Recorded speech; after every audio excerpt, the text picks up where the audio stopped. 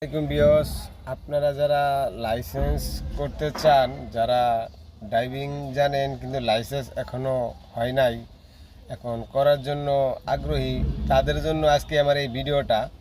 তবে মনোযোগ দিয়ে শুনবেন আমার যে কথাগুলো।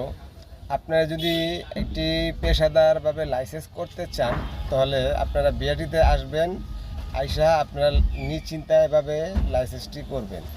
কোনো রকম দালাল ছাড়া আপনারা লাইসেন্স করবেন নিজেরা। কোনো ইন্টারভিউ এগুলা যদি আপনারা কমপ্লিট পাস করেন তাহলে কিন্তু আপনাদের লাইসেন্সটা খুবই তাড়াতাড়ি আপনারা পেয়ে যাবেন।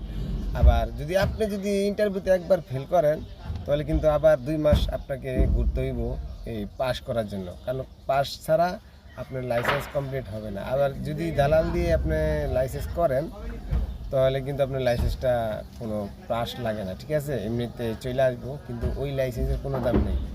ওই লাইসেন্সের দাম নাই কি লিখে আপনি দেখা গেছে 2000 টাকা ঘুষ দিয়ে আপনি লাইসেন্সটা বানায় নিলেন, কিন্তু আপনার রাস্তায় তো চলার একটা বিষয় আছে, ঠিক আছে, রাস্তায় চলার একটা বিষয় আছে। আপনি নিয়ম কারণ না জানি না যদি আপনার লাইসেন্সটা নিয়ে আসা যদি আপনার রাস্তাঘাটে যদি গাড়ি চালাইতে যদি কোনো অসুবিধা হয় তাহলে কিন্তু এটা বিআরটি কোনো দালাল এটা কিন্তু দায় নিব না, ঠিক আছে। আপনারা এটা দায় বুঝে নিতে হইব।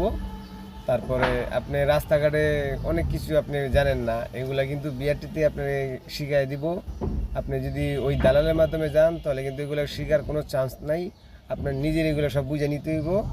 এখন বুঝেন আপনি যে আপনি দালাল দিয়ে লাইসেন্স করতে ভালো হইব নাকি আপনি নিজেই সব কিছু করে নেবেন, এটা ভালো হইব।